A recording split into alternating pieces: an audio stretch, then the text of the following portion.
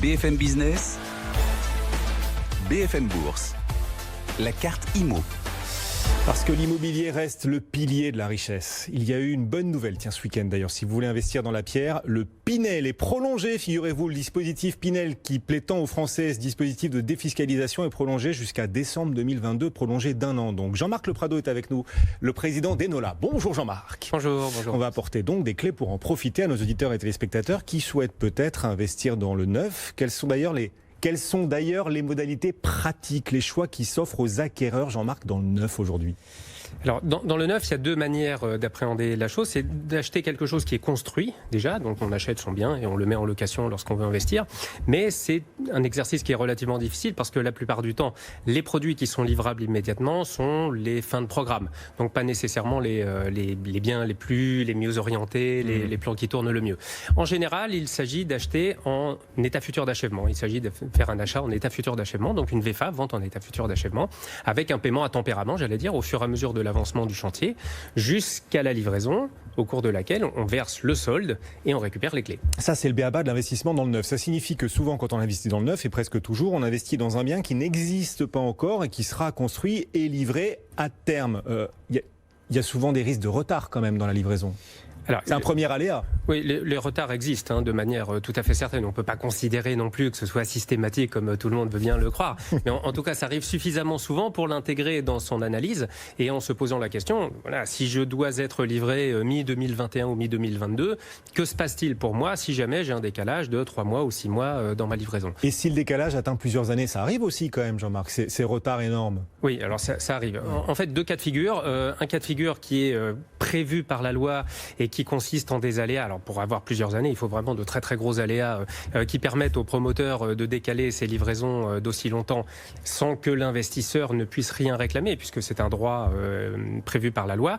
Et puis il y a les cas de problèmes liés à l'organisation du promoteur ou à des difficultés financières où là, dans ce cas-là, effectivement, il y a un certain nombre de recours pour l'acheteur. Et est-ce que cette fois-ci, avec la crise qu'on est en train de vivre, le coronavirus qui a tout bousculé dans les agendas, dans les plans, dans les calendriers de livraison également, est-ce que cette fois, on observe en effet dans le neuf de nombreux retards importants pour ceux qui ont souhaité acquérir du neuf? Oui, je ne crois pas qu'un seul promoteur ne soit pas en retard, sauf extraordinaire exception ou des choses qui étaient vraiment livrables très très rapidement. Tout le monde prendra entre 6 mois et 9 mois de retard sur les programmes. C'est clair, net et précis aujourd'hui. C'est difficile de reprocher à un promoteur. De toute façon, ça fait partie des cas qui lui permettent d'avoir du retard dans des aléas. Bon. Pas de drame à cet instant, puisque l'État a fait néanmoins ce qu'il fallait en faveur des promoteurs, de manière à ce que, à ma connaissance, peu, voire aucun, n'a déposé le bilan, puisque c'est finalement la pire de toutes les configurations dans lesquelles on peut se retrouver. Il y aura du retard, mais qui ne sera pas a priori abyssal. Et pour l'acquéreur, c'est quand même un souci malgré tout dans son plan de financement lorsqu'il y a un retard de livraison? Oui, alors il faut se retourner vers la banque, mais les banques ont joué également le jeu pour décaler de quelques mois les délais pendant lesquels on peut décaisser son crédit, décaler les livraisons. Donc tout le monde a globalement joué le jeu. Il y a un coût, en revanche, il y a un coût clair, net et précis. L'investisseur va payer des intérêts intercalaires supplémentaires qui n'étaient pas prévus. Bon, on pourra en parler justement. En moyenne d'ailleurs, quand on investit dans le neuf, voilà, on passe comme pour tout investissement dans l'immobilier, et beaucoup d'entre nous l'ont vécu chez le notaire, avant la livraison. En moyenne, combien de temps, combien de mois, d'années passent entre le moment où on rencontre le notaire et la livraison effective? Alors c'est très variable selon le moment auquel on réserve son bien, naturellement dans la période de commercialisation. Le plus important qu'on puisse trouver, c'est si vous passez sur une bulle de vente un beau matin et que vous êtes le premier à acheter le premier appartement disponible sur cette résidence, globalement il faudra 18 à 24 mois entre ce jour-là et la livraison. Globalement 6 mois à peu près pour commercialiser la moitié de la résidence, ce dont le promoteur a besoin pour déclencher ses propres crédits, la garantie financière d'achèvement, et puis globalement 12 à 18 mois de construction. Mais naturellement selon la taille du bâtiment. D'accord, mais actuellement on voit déjà des programmes sortir avec des livraisons, on n'est qu'en 2020, avec des livraisons pour 2024, là, pour les Jeux Olympiques. Oui, les grosses structures, les gros immeubles, compte tenu des délais et compte tenu de la prudence extrême des promoteurs aujourd'hui qui préfèrent ne pas se retrouver dans des situations qu'ils ont connues, ont tendance à émettre des délais de livraison très longs. Alors pour ceux qui investissent dans le neuf, on le disait, il y a ce dispositif de défiscalisation évidemment, le Pinel qui est prolongé, c'est l'une des infos du week-end, prolongé d'1 an supplémentaire jusqu'à fin 2022. Sauf que cette économie d'impôt, elle ne court qu'à partir du moment de la livraison. Donc là, il y a un délai dont vous devez tenir compte dans vos financements, dans votre calcul de financement. Oui, absolument. Il faut en tenir compte. Alors, cela étant dit, elle intervient l'année de la livraison. L'année de la livraison. Ce qui fait que si vous êtes livré le 28 décembre, votre économie d'impôt portera bien sur l'exercice fiscal en question. Génial. On gagne un an, donc. Donc, on gagne un an. En tout cas, on ne le perd pas. En revanche, si on bascule sur l'année suivante, effectivement, alors on ne perdra pas d'économie d'impôt, en fait, puisque la première sera décalée d'un exercice fiscal et la dernière sera également décalée d'un exercice fiscal. En fait, ça n'est pas un coût. Il n'y a pas une perte d'une année d'économie d'impôt. Mais en effet, la règle du jeu est la suivante. Je pense, à titre personnel, qu'il vaut mieux choisir un produit qui est livrable un petit peu plus tard, mais de très bonne qualité, plutôt que de choisir le dernier produit en lice aujourd'hui, disponible aujourd'hui, pour avoir une économie d'impôt la plus rapide possible. Dans 20 ou 25 ans, l'économie d'impôt de quelques milliers d'euros, vous l'aurez oubliée. Depuis très très longtemps. En revanche, si le bien a des défauts, parce que vous aurez privilégié une livraison rapide, si le bien a des défauts, vous les traînerez sans doute pendant une bonne partie de votre vie. Voilà, et tous les matins, pendant 20 ans, vous aurez des regrets. Quand on investit dans le neuf et particulièrement en Pinel aussi, on peut le faire à crédit. Investir à crédit en Pinel, par exemple. Comment ça se passe dans la mesure où je dois attendre la livraison, je dois attendre d'avoir aussi des locataires, donc des revenus locatifs pour bénéficier de la carotte fiscale, là, pour le coup. Oui, en effet. Donc il faut le prévoir dans le plan de financement. En général, à peu près toute opération normalement constituée en Pinel se fait à crédit. On débloque le crédit au fur et à mesure de l'avancement du chantier. Donc on verse une petite somme lors du passage notaire et en fonction de l'avancement, on va faire des décaissements jusqu'à la livraison.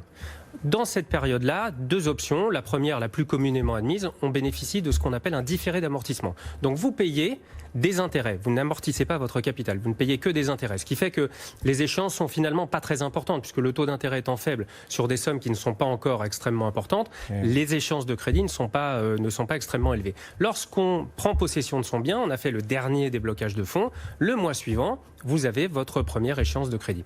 Ça, ce sont les modalités classiques. On peut même aller plus loin en demandant à la banque ce qu'on appelle une franchise totale. Ça, c'est pour les gourmands, ça. Franchise totale. Alors, c'est pour les gens, une franchise totale. C'est pour les gens qui ne souhaitent pas avoir d'impact sur leur trésorerie ou en tout cas la décaler le plus loin possible. Vous demandez à votre banque de ne pas prélever les fameux intérêts dont je parlais à l'instant. C'est gratuit ? Eh bien non, évidemment, c'est pas gratuit. Ça se paye, mais il y a un coût qui est finalement pas si compliqué que ça à établir. Quels sont les intérêts supplémentaires que je vais payer ? Si je prends une franchise totale, je ne paye pas d'intérêt pendant toute la période de construction. Ces intérêts s'ajoutent au capital. Donc j'ai fait 100 000 de crédit au début et je vais me retrouver avec 105 ou 106 000 de crédit à rembourser ensuite. Combien ça me coûte ? Sachant que quand on fait de l'investissement, les intérêts sont déductibles.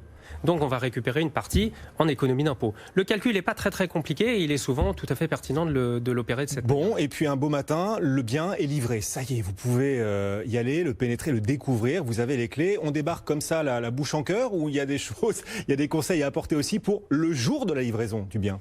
Oui, alors j'ai quelques conseils qui me semblent extrêmement importants à donner. D'abord, on vient avec un chèque de banque et non pas avec un virement en faveur du promoteur, parce qu'au cas où il y aurait un petit peu trop de réserves à noter, on peut imaginer de conserver les 5% restants en général et puis de discuter ensuite avec le promoteur avec un peu plus de sous dans la poche.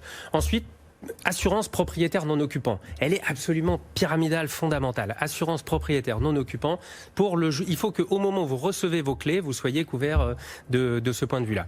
Et puis ensuite, travailler le plus en amont possible de manière à pouvoir mettre un locataire le plus rapidement possible. Si vous faites appel à une agence, discutez avec l'agence avant la livraison pour dealer le mandat de gestion, pour que l'agence soit présente le jour de la livraison pour récupérer les clés et commencer son travail le plus vite possible. Jean-Marc Le Prado, le président du cabinet Enola, pour avancer en limitant ses risques. C'est ça l'idée quand on investit aussi dans le neuf. Vous pensez qu'il y aura beaucoup de neuf dans les prochaines années avec toutes ces villes qui sont passées côté écolo, les maires écolos qui veulent moins construire. Il y aura encore beaucoup de neuf dans les prochaines années, Jean-Marc, franchement. Oui, on constate déjà une certaine pénurie à certains endroits, en Île-de-France par exemple, et il va y avoir des décalages de permis de construire, c'est à peu près évident avec les nouvelles municipalités. Et l'État promet des chèques pour les municipalités qui accepteraient malgré tout de construire, même si c'est pas très populaire. On verra si tout cela porte ses fruits. Construire davantage. On en a besoin, on sera 75 millions en France en 2050, il va bien falloir loger tout le monde. Merci beaucoup Jean-Marc. Merci. Le Prado, le président du cabinet Enola, à nos côtés aujourd'hui.